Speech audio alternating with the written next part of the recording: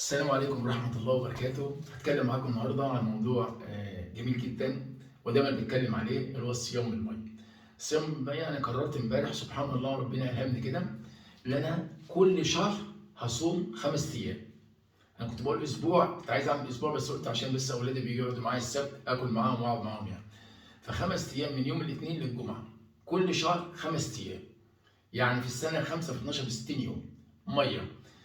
انا بفضل الله سبحانه وتعالى مقررت ومتحدى نفسي ومراهن على نفسي ان انا ما اتعبش حتى ما يجيليش برد لغايه اخر يوم في عمري ولا اروح للدكتور. وعايز اعدلكم كلامي للسيدات والرجاله، عايز يبقى جسمك رشيق، صحتك حلوه، سعيد، مستمتع، خالي من جميع الامراض. تابع العبد الله، تابعوني، انا بكلمكم بتجارب شخصيه. يا جماعه الذكاء والحياه، فعلا الذكاء في الحياة والنجاح في الحياة اللي انت تبقى عايش مستمتع وسعيد وبتحب نفسك. ده مهم جدا وخالي من جميع الامراض. ده الذكاء، مش اجمع فلوس وشهرة واجري. انا بخش على التيك توك يعني مع احترامي له في كلهم، يعني مش عارف الصراحة اقول ايه. الحليب كله قدام وورا وتعمل كله عايز شهرة وعاوز، طب ومن جوه متدمرين.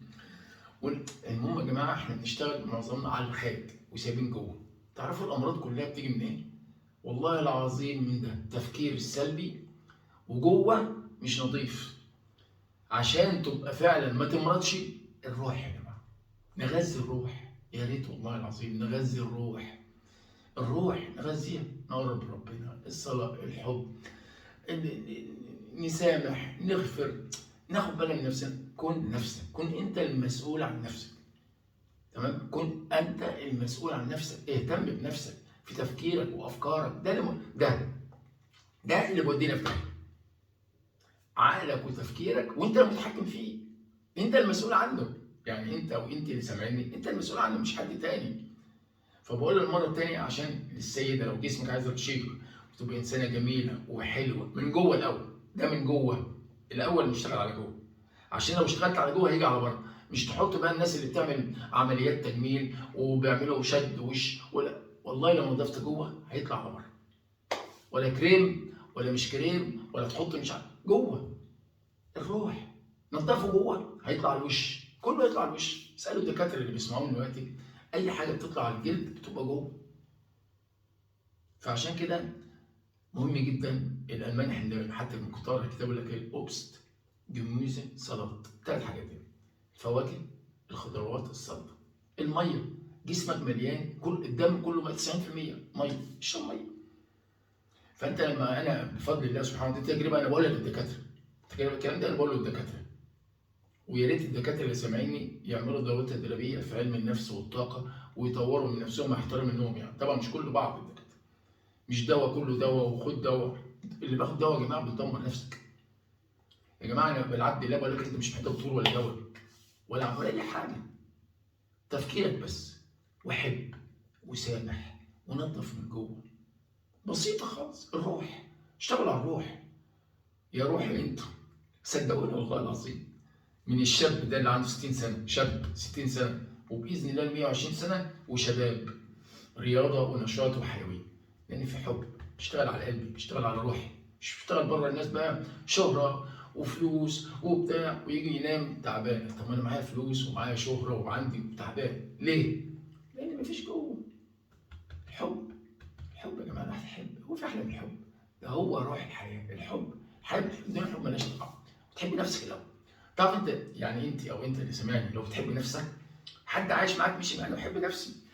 واحد يقول انا مستني حد ناس تحبني، يا عم لا، انا بحبك لحد، مش مستني حد يقول لي بحبك، انا بحب نفسي. انت وانت بنفسك كده، يعني اختار لنفسك الشيء اللي انت بتشعر بيه. اختار لنفسك الشيء اللي انت بتشعر بيه بتحبه. يا ريت توصل يا جماعه. فان شاء الله عشان نرجع لموضوع الصيام والميه، انا ان شاء الله هبدا من يوم الاثنين 5 ايام، من الاثنين للجمعه 5 ايام ميه بس. انا عن نفسي ميه بس. واللي سمعني اول مره يعملها لازم استشاره الطبيب الخاص، ولازم تحلل. ومش اي حد يعمل الموضوع، كلام واضح. عشان ما يقولوا في واحد اسمه حاتم مزان بيعمل صيام الميه ومش عارف، لا، محدش يعمل الموضوع ده الا مع استشاره الطبيب. واللهم صل على النبي. تعمل تحاليل عشان يكون عندك نقص فيتامين د، ب 12، لا ما تعملش. نقص فيتامين د كارثه، ما تعملوش. ده انت على طول تروح الدكتور تاخد حبوب فيتامين د، وده مهم تهتم. انا بقى اعمل بقى على نظافه الجسم من جوه بقى يا جماعه، اللي هو الصيام والميه. في دكتوره جامعيه بعتت لي امبارح على القناه، يعني بتقول لي انا عايز اخس يعني 20 كيلو قد ايه. انا جاوبت واعتقد ما عجبهاش الاجابه. انا بقول وجهه نظري تجربتي، انا طبعا مش دكتور، انا بقول تجربه شخصيه. انا يعني ما عملت 40 يوم خسيت حوالي 20 كيلو. ممكن انا اخس 20، ممكن تاني يخس 30، ممكن التالت يخس 10. ربنا سبحانه وتعالى خلينا مختلفين، هرمونات يختلف. ما اقدرش اقول حضرتك تقعدي مثلا شهر وكلامي يبقى غلط، ما اعرفش. فجربي وممكن، فكل واحد يختلف. ويا ريت اللي سمعنا قبل كده يا جماعه وعمل التجربه دي يكتب ويقول عشان الناس تستفيد ويقول تجربته.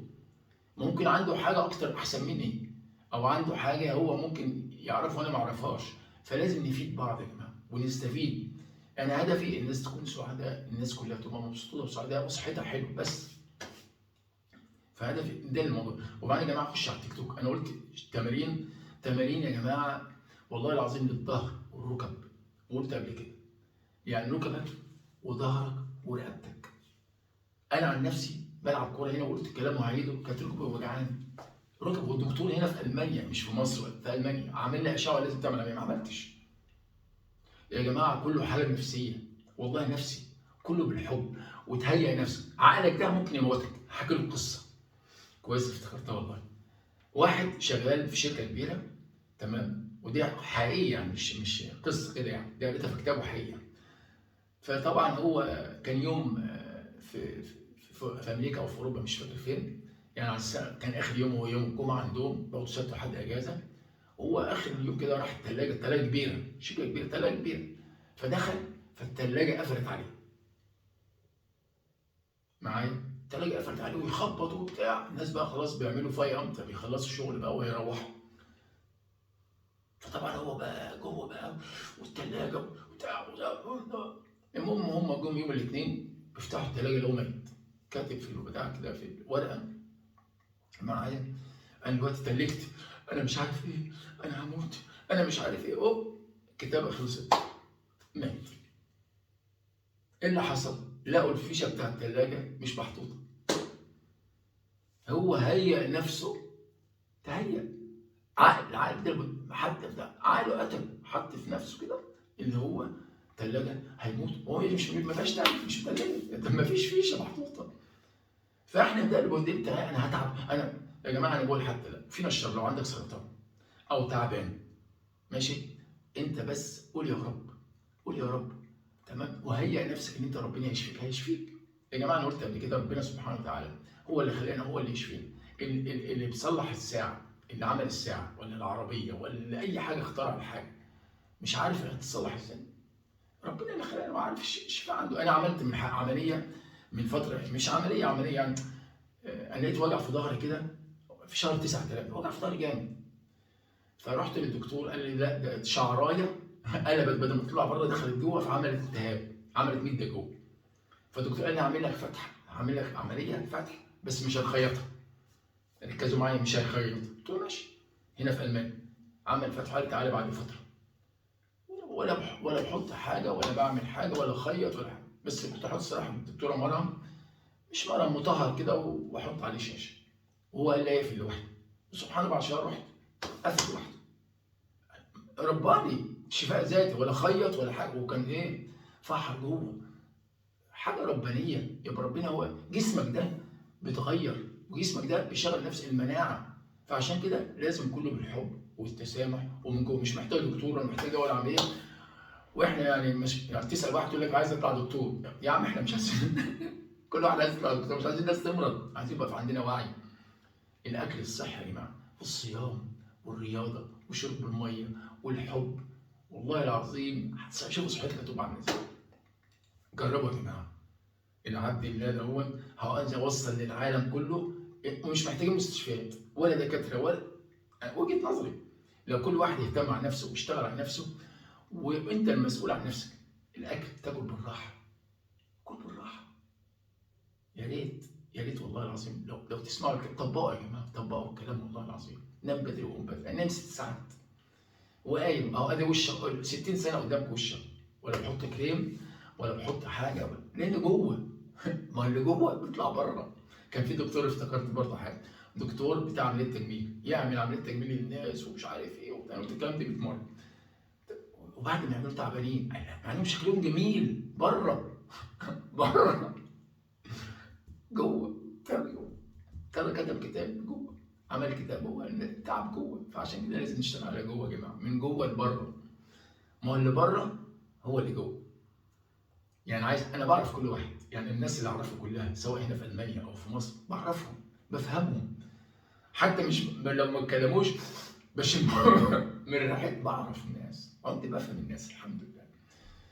فانا عايز اوصل المعلومه دي للعالم كله. يا جماعه شيروا القناه، فيدوا، خش على التيك توك كمان، انا عايز ناس تستفيد. حاجه ببلاش كده مع حتومه، حاجه ببلاش كده. ملك السعاده، السعاده خليها عاده. ليه لا؟ ليه لا اللي انت تعيش سعيد ليه لا؟ ايه المانع؟ سواء معاك فلوس مش معاك مش مشكله، لان السعاده جوه مش بره. كله جوه يا باشا، كله جوه. عليكم انفسكم، ربنا قال كده، وفي انفسكم افلا تبصرون. يا جماعه اشتغلوا على جوه، اشتغلوا على جوه. الناس تعبانه والله العظيم، الناس تعبانه وعايشه في اوهام. يعني لما يشوفوا على التيك توك بيطلعوا حريم، يعني تبين مش عارف ايه وتبين مش عارف، وتقول يعني الرجاله محرومين ويدوا لايكات، مش عارف عشان ايه يعني. ومن جوه متدمرين. ممكن تلاقيه جميله وواحد كان شكله حلو وفلوس وتعبان من جوه، يروح ينام تعبان. فيا ريت نشتغل على جوه يا جماعه، واسمعوا كلام العبد الله، والله العظيم هتعيشوا في هنا وهتعيشوا في سعاده. واضحك للدنيا تضحك، اضحك اضحك. هقول لكم نكته عشان تضحك. هقول لكم نكته، افتكرت نكته.